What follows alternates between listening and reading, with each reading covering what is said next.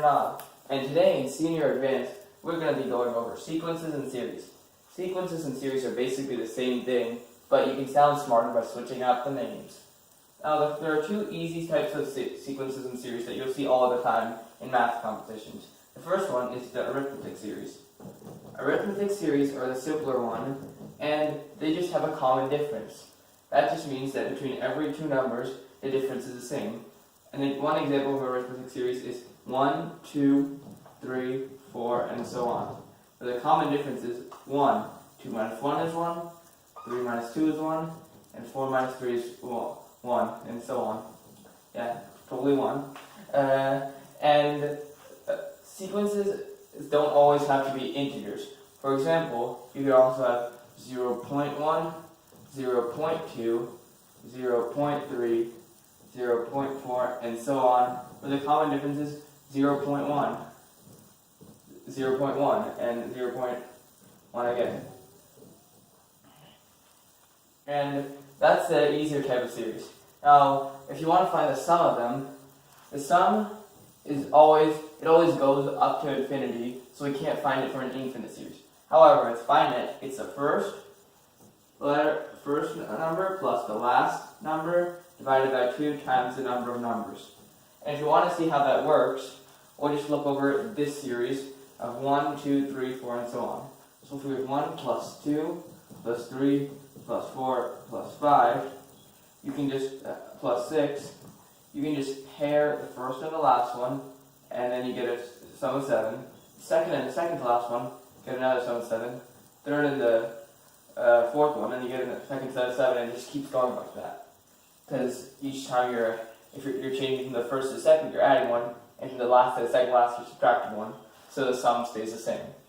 Now, I'm sure you can prove this if there's an odd number of integers, so I'll leave that to you.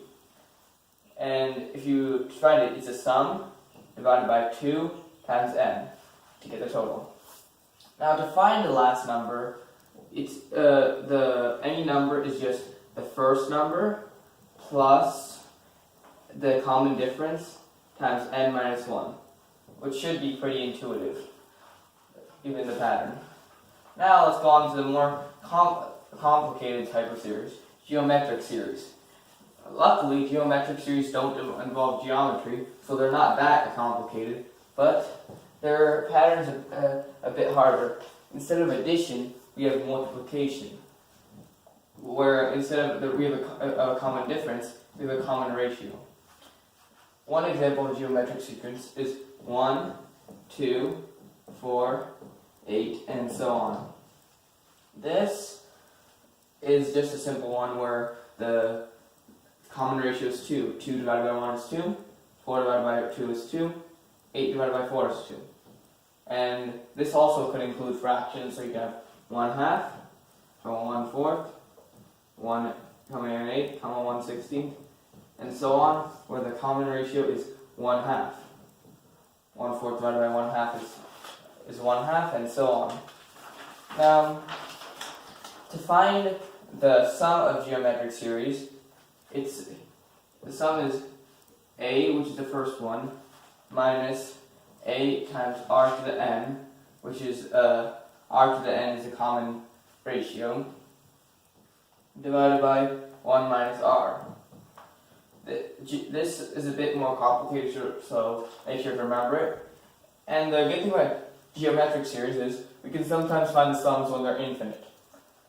For example, and when it's infinite, r to the n becomes almost 0 because it's a fraction. R is a fraction. So it just becomes a minus a times a divided by 1 minus r. And that's if it's infinite. So this is the formula when it's finite, and this is when it's infinite. You'll probably be using the infinite a lot for this memorize. Now, geometric series could either be convergent or divergent.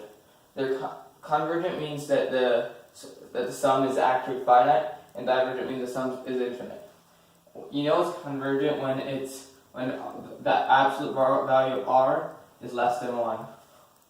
If it isn't, it's divergent, and the sum goes off to infinity. Arithmetic sequences are always divergent, so you don't need to worry about that for this. Now let's look at how we can use some of these formulas as in in problems from the A&E or so. But for the first one, let's look at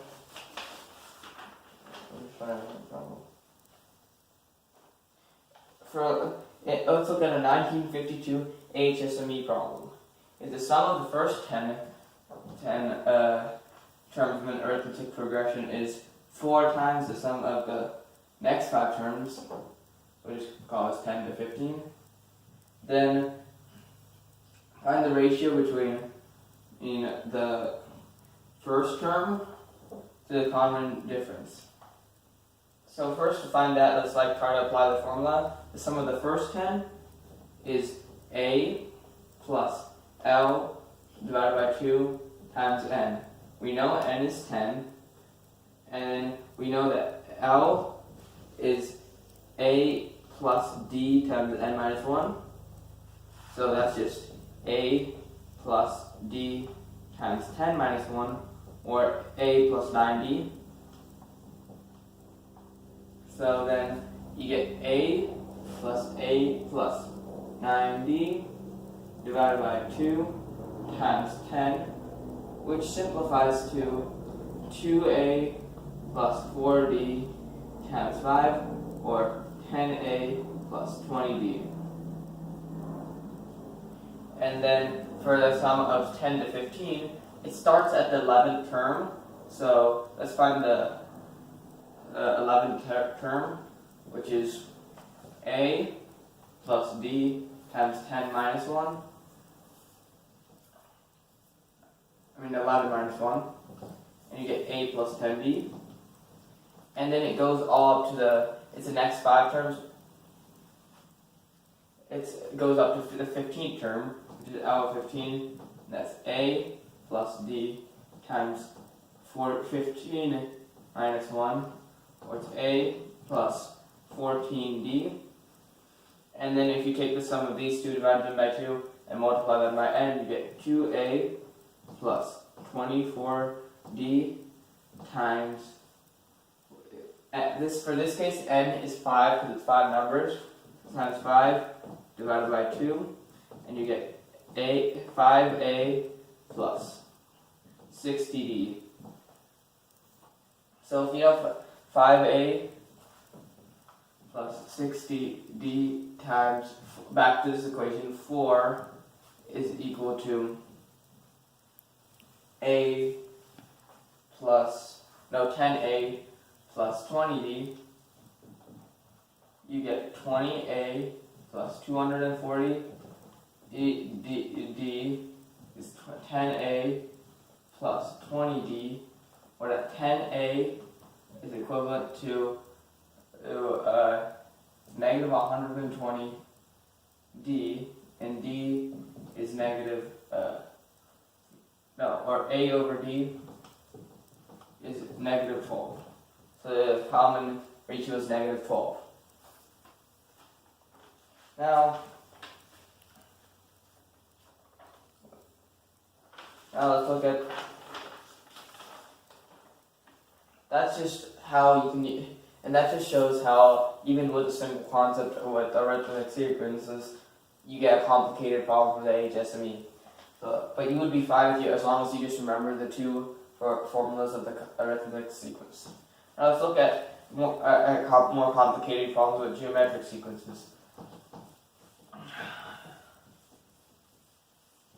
Usually when you see geometric sequences, they're going to be they're going to be converging, and the sum is going to be finite.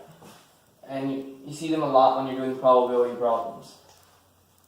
For the first one, if we have 1/7 plus 2 to the 7th squared plus 3 plus 1 over 7 cubed plus 2 over 7 to the 4th plus so on. This might just look like a normal geometric sequence, but the common difference alternate. See, it goes from 2/7 to 1/14, and then 2/7 to 1/14, and that's so on. So instead of just calculating as one, we can split it into two different geometric sequences to get 1/7 plus 1 over 7 cubed plus 1 over 7 to the 5th, plus so on. And the other one is 2 over 7 squared, plus 2 over 7 to the 4th, plus so on. And then if you find the sum of these individually, you get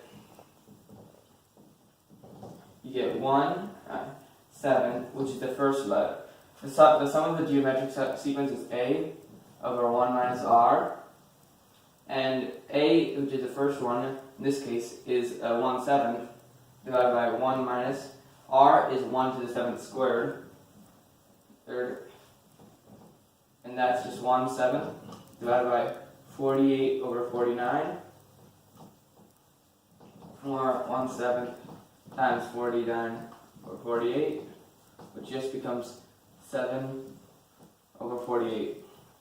And for this one, it's a is 2/7, 2 over 7 squared, 2/7 squared divided by 1 minus 1 over 7 squared, which is 2 over 7 over 49 times 49 over 48, which becomes 2 over 48. And when you add these up, you get 9/48. And also you can probably solve if you just knew the geometric formula. Now one more sequence that you've probably heard of and need to know is the Fibonacci sequence. The Fibonacci sequence is pretty simple. The sum of the third term is the sum of the last two terms before it, but it doesn't have a simple formula or anything like the other two sequences we've seen before. The first number is 1, 1, 2, 3, 5, 8, and I'm sure you can figure out the rest. Just know the sequence because it commonly comes up, and just know its patterns. Don't forget to subscribe and like. If you have any questions, you can email info@agoramatrical.org or comment below and we'll reply back. Maybe. And if you want to see practice things or anything about us, you can visit our website, which is basically the end of the email but without the info and the end. So bye!